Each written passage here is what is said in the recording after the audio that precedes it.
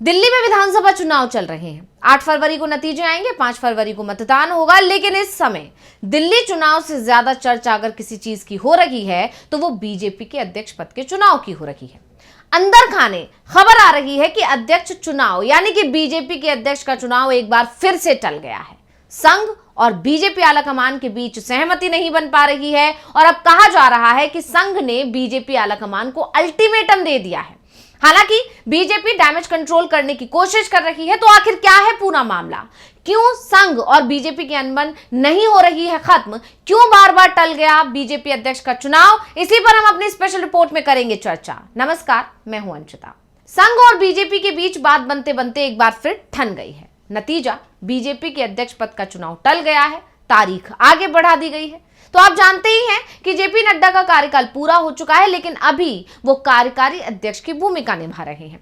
जब तक बीजेपी को नया अध्यक्ष नहीं मिल जाता तब तक वो ही पार्टी की बागडोर संभालेंगे। हालांकि ये तय माना जा रहा था कि जनवरी तक नया अध्यक्ष मिल जाएगा, लेकिन बार बार ये चुनाव टल रहा है। कहा जा रहा है कि फरवरी या मार्च में यानी कि दिल्ली विधानसभा चुनाव के बाद ही पार्टी अपने नए अध्यक्ष का नाम ऐलान करेगी। अब जैसे ही ये खबर आई, सियासत गर्मा गई है। एक बार फिर बीजेपी और संघ के बीच खटपट की खबरों ने जोर पकड़ लिया है। कहा तो यह भी जा रहा है कि दोनों के बीच तनातनी एक बार फिर बढ़ गई है, क्योंकि बीजेपी संघ की बात मानने को तैयार नहीं है और संघ बीजेपी की पसंद को पसंद करने के लिए राजी नहीं है। जबकि यह तय माना जा रहा था कि हरियाणा और महाराष्ट्र चुनाव के नतीजे आने के बाद और उन नतीजों में खासकर जिस तरह से संघ ने मदद की है और उस मदद से बीजेपी को जीत मिल सकी है, उसके बाद बीजेपी और संघ के बीच के रिश्ते दुरुस्त हो जाएंगे और फिर बीजेपी कहीं ना कहीं संघ की पसंद को अपनी पसंद मान लेगी, क्योंकि बीजेपी ये बात समझ चुकी है कि बिना संघ के उसकी नैया पार नहीं लग सकती। आप जानते ही हैं, लोकसभा चुनाव जब हुए तो लोकसभा चुनाव के दौरान जेपी नड्डा ने एक बयान दे दिया था और उस बयान के बाद से बीजेपी और संघ के बीच दरार पड़ गई थी। और उस दरार का असर यह हुआ कि लोकसभा चुनाव में बीजेपी को संघ ने बिल्कुल अलग कर दिया, यानी संघ ने उस चुनाव में अपना इनपुट दिया ही नहीं, अपनी मेहनत दी ही नहीं और बीजेपी को अकेले छोड़ दिया। नतीजा यह हुआ कि बीजेपी बहुमत का आंकड़ा तक नहीं छू पाई और इसके बाद बीजेपी को अपनी गलती का एहसास हुआ। हालांकि नतीजे आते ही संघ के बयानों से भी यह साफ हो गया था कि जेपी नड्डा ने जो बयान दिया था कि अब बीजेपी अपने आप में परिपक्व है, उसे संघ की जरूरत नहीं है, उस बयान ने संघ को बहुत ज्यादा नाराज कर दिया था। और जब नतीजे आए चुनाव के तो उसके बाद संघ के जो बयान आए उससे यह साफ जाहिर हो गया कि संघ क्योंकि नाराज था इसलिए उसने लोकसभा चुनाव से दूरी बना ली थी और इसी का नुकसान बीजेपी को भुगतना पड़ा। ये बात बीजेपी भी समझ गई और बीजेपी ने इसीलिए आगामी जो चुनाव रहे यानी महाराष्ट्र चुनाव या हरियाणा चुनाव, इन चुनावों के चलते बीजेपी ने संघ से नजदीकी बढ़ाना शुरू कर दिया। संघ को बीजेपी मनाने में जुट गई। मोहन भागवत की सिक्योरिटी को बढ़ा दिया गया। बहुत पैंतरे अपनाए बीजेपी ने संघ को मनाने के और ये भी कहा जाने लगा, यहां तक कि दावा यह भी किया जाने लगा कि बीजेपी ने संघ से कह दिया है कि जो भी आपका फैसला होगा बीजेपी उसे सिर झुकाकर स्वीकार करेगी।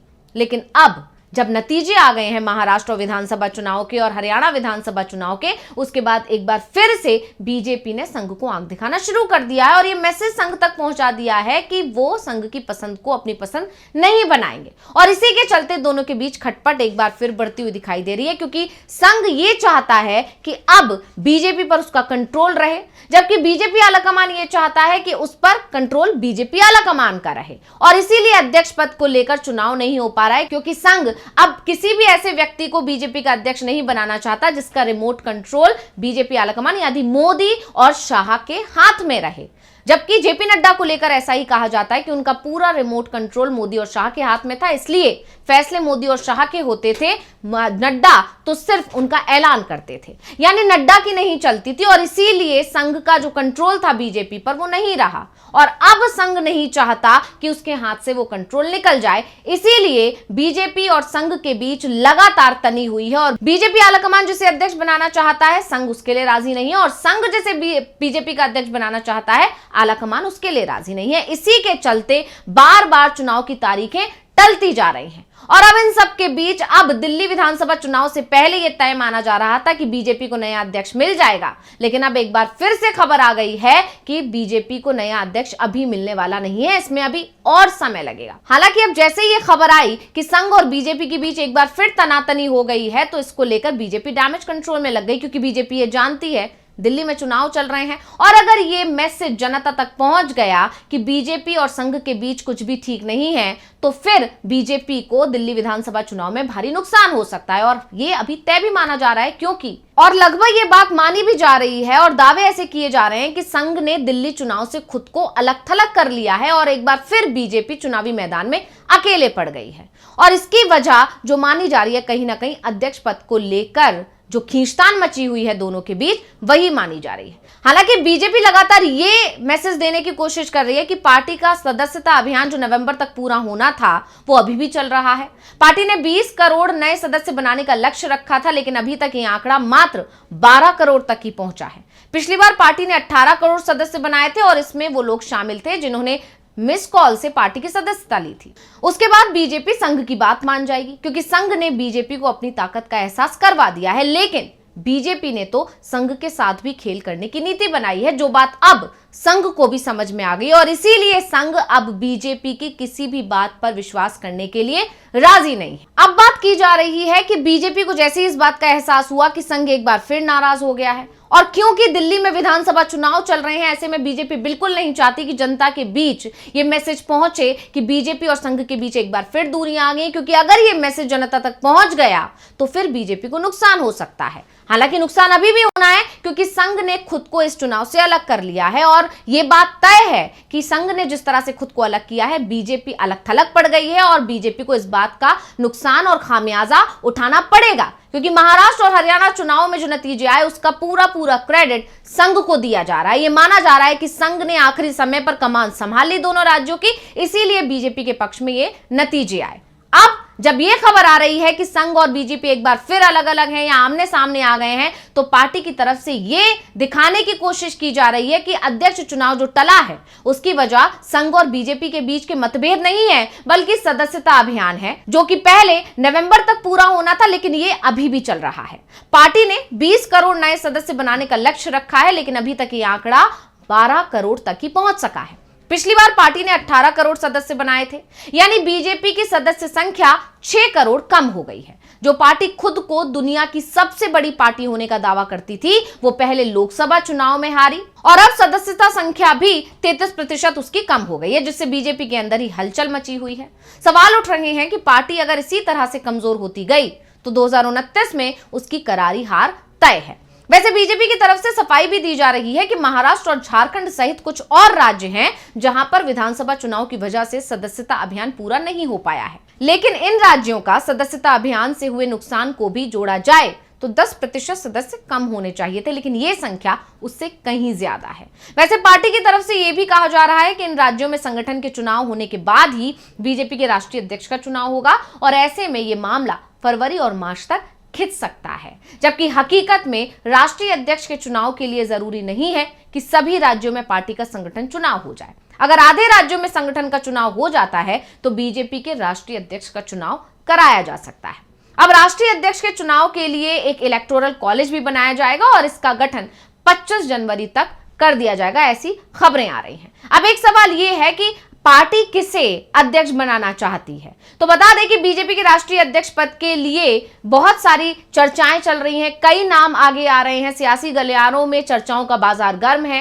दावे किए जा रहे हैं कि इसमें वरिष्ठ नेताओं में भूपेंद्र यादव हो सकते हैं, धर्मेंद्र प्रधान हो सकते हैं, के लक्ष्मण का नाम भी इस लिस्ट में आगे चल रहा है। वहीं केंद्रीय मंत्री मनोहर लाल खट्टर और शिवराज सिंह चौहान के नाम की भी लगातार चर्चा हो रही है। हालांकि हमेशा से बीजेपी चौंकाने वाले फैसले लेती रही है, जिसके नाम चलते हैं उन्हें वो पद नहीं दिया जाता है। ऐसे में ये नहीं कहा जा सकता कि एनडीए सरकार का नेतृत्व कर रही इस पार्टी का अध्यक्ष आखिर कौन होगा। अब ऐसा भी कहा जा रहा है कि बीजेपी जो अध्यक्ष बनाना चाहती है उसके लिए कुछ समीकरणों का भी ध्यान रखेगी। तो आपको बता दें कि बीजेपी राष्ट्रीय अध्यक्ष का चयन करते वक्त ओबीसी, सवर्ण और दलित समुदाय सहित क्षेत्र और जातियों के समीकरण का भी पूरा ध्यान रखेगी। यह भी कहा जा रहा है कि पार्टी किसी युवा नेता पर भी दांव लगा सकती है। अब बीजेपी के संविधान के मुताबिक राष्ट्रीय अध्यक्ष के चुनाव से पहले 50% राज्य इकाइयों का पुनर्गठन हो जाना चाहिए। राष्ट्रीय अध्यक्ष के साथ ही कई राज्यों में नए प्रदेश अध्यक्ष भी चुने जाने हैं। अब आपको बताते हैं कि आखिर राष्ट्रीय अध्यक्ष का चुनाव कैसे होता है। तो बीजेपी के राष्ट्रीय अध्यक्ष का चुनाव एक इलेक्टोरल कॉलेज के द्वारा किया जाता है। इसमें बीजेपी की राष्ट्रीय परिषद के सदस्य शामिल होते हैं। राष्ट्रीय परिषद में प्रदेश अध्यक्ष और राज्यों में चुने गए डेलीगेट होते हैं।